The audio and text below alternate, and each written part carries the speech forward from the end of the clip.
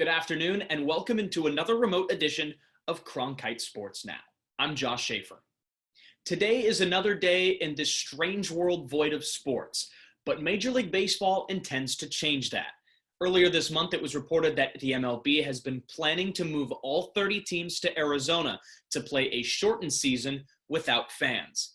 And at least for the time being, the state seems to be on board with that plan.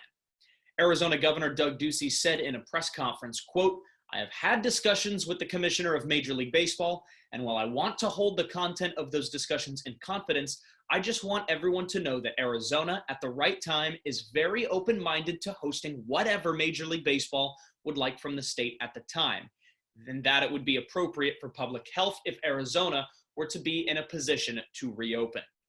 If these plans are put in place, it would require all players and team staff members to be held in isolation from their families."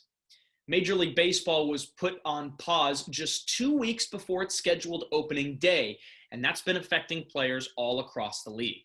Our own Rob Warner had the chance to talk with Diamondbacks pitcher Merrill Kelly about how he's handling quarantine. Merrill, thank you very much for joining us. And first off, we just want to know, how are you doing? How's your family doing so far? So far, so good. Everybody in my world is healthy. I haven't experienced it. I haven't experienced any of the virus kind of firsthand. Nobody in my family, nobody in my extended family, kind of my inner circle, nobody's contracted it and nobody's kind of sick. So on that end, cross our fingers, everything's good to go for now. Other than that, just trying to stay busy as I can, trying to stay in shape as I can, and just playing some golf when I get a chance to as well. How have you been able to stay in shape, like you're saying? Have you been able to train, to throw it all? Yeah, I've been fortunate. My trainer that I work out with in the off season down here is keeping his doors open for a very select few of us that need to get our work in. So we kind of get in there in the morning. There's only the group that I go in, he keeps it in waves. The group that I go in, there's only 3 of us in there at a time. So we kind of just get in, get our stuff done, and then kind of get out. So I've been pretty lucky. I know guys are finding parks and anything that they can. I've been pretty lucky so far that I can get in there. And what's this break from baseball been like for you? How are you handling quarantine after, just about a month? Man, I'm not gonna lie to you, it sucks. You work all off season for the season to start, especially at the timing that everything kind of got put on hiatus with being right in the middle of spring training. Everybody's starting to ramp up, starting to get excited. Opening day is kind of right around the corner. Then it kind of came to a screeching halt. So it's not fun. We enjoy our job very much. It's part of what we do. So you're just trying to manage your excitement. I've been playing a lot of the MLB The Show to kind of get my baseball fix, I guess I would say. But yeah, it's definitely not ideal, but you just try to look at the bigger picture. And obviously we can't play baseball, but the fact that the world, and there's a lot of people out there that are way worse off than just not being able to play baseball. So you kind of got to keep that in perspective at the same time. You can catch the extended interview on the Cronkite News YouTube page. Arizona Cardinals general manager Steve Keim has pulled off trades for DeAndre Hopkins and Kenyon Drake this year, but now turns his attention to the NFL draft. Sean Rice has more on how the Cardinals are preparing for the draft. The NFL draft is next week, and the Cardinals are slotted to pick at number 8. General manager Steve Keim spoke to the media today with an outline on their draft process, as well as the possibility of trading up in this year's draft. It's sort of like going back to old school when I first started scouting. I have handwritten cards and magnets all over the place. So I have backup boards for the boards, and it's been fun. In some ways, it's sort of like learning as a child. As you're writing out these cards on draft cards, or these names on draft cards, it sort of in a way makes you a little more familiar with the player. And that part of the process has been fun for me. You talk to a lot of other GMs, and really it's just a lot of posturing. You really don't get anything done because until a player's on the clock, you have no clue. And then you have no clue because you use trade charts. Sometimes the trade charts are applicable, sometimes they're not. So, again, to me, they're all hypotheticals. We'll look at every opportunity to go up, to go back. We've done it before when we went up and got Buda Baker. We've also traded back before, so we'll continue to keep the same philosophy moving forward. Keim confirmed that both DeAndre Hopkins and David Johnson have passed their physicals, clearing the way for Kyler Murray's new target to officially be a member of the Arizona Cardinals. The NFL Draft is set to begin on April 23rd and will be held virtually, allowing fans to watch live on both ESPN and NFL Network. From the gridiron to the hardwood, today is the initial signing day for national letters of intent in Division I college basketball, and Arizona State expects to bring in two big-time playmakers, the first of which has had Sun Devil fans waiting anxiously for months. CJ Chaidez has more on Josh Christopher's commitment to play college basketball at ASU.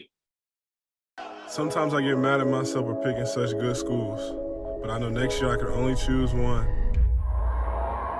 The next step in my life, I'll be moving to Tempe and going to ASU. Works out.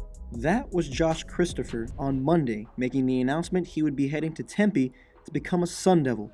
The five-star shooting guard should have an immediate impact at the next level. They're getting a very, very physical guard who can score in a variety of ways.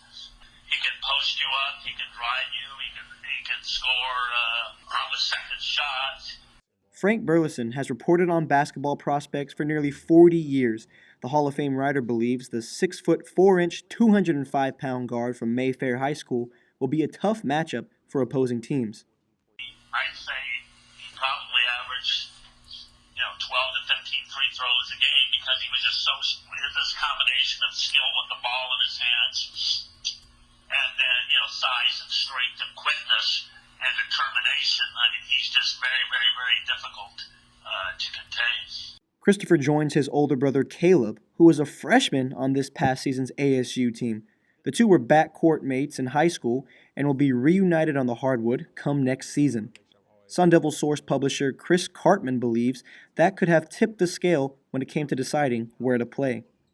After ASU signed Caleb Christopher, that was his only scholarship offer. You knew that Josh Christopher was going to be around the program a lot, and he probably was at a third of ASU's games this past season. Josh had offers from Missouri, UCLA, Kentucky, and Michigan. Many believed he would join fellow five-star recruit Isaiah Todd in Ann Arbor. When Christopher announced that he would actually be going to Tempe, it stirred quite the buzz online. People I noticed on social media were talking about how Bobby Hurley beat Juwan Howard for the second time, 28 years after beating him with Duke over Michigan. And I think that was kind of funny. Juwan Howard's probably not going to want to go into any more battles with Bobby Hurley anytime soon. All jokes aside, Bobby Hurley has helped bring some serious talent with Christopher and another highly recruited California hooper, Marcus Bagley. They're the two highest rated guys in any individual class in modern history. We call it the internet history. With Christopher Bagley and all the key pieces returning, this is a team that's not only challenges for a Pac-12 championship, but has the ability to make a deep run into the NCAA tournament. The commitment is huge for ASU. ESPN has Christopher as the 10th ranked prospect in the nation, which makes him the highest ranked recruit ever landed by Arizona State in the ESPN 100 era. From Phoenix, CJ Chaidez, Cronkite News. From an incoming freshman to an incoming transfer, Ohio State guard Luther Muhammad announced his transfer to Arizona State on Tuesday following Josh Christopher's commitment to ASU on Monday. The 6'4" New Jersey native averaged 7 points per game for the Buckeyes this past season and chose ASU over UCLA, Seton Hall, West Virginia, and New Mexico. Muhammad will have to sit out his first season in Tempe due to NCAA transfer regulations. Usually at the end of our show, we have an Arizona Sports Rewind, where we look back at this date in Arizona sports history. However, today we decided to take a look at a moment that affects all of sports. On this day in 1947, Jackie Robinson took the field for the Brooklyn Dodgers and broke Major League Baseball's color barrier. Although there's no live baseball today, we can still celebrate Jackie Robinson Day effectively. The MLB is streaming past Jackie Robinson Day baseball games all day on all of its media platforms. Meanwhile, teams have taken to social media to honor Robinson and celebrate his legacy in baseball and across all sports. That's it for this edition of Cronkite Sports Now. For more Arizona sports stories from across the valley, look for the Cronkite Sports tab on arizonasports.com. And of course, for top Arizona news stories, head over to our website, cronkitenews.azpbs.org, or watch our nightly newscast. Thanks for joining us. Stay safe and enjoy the rest of your week.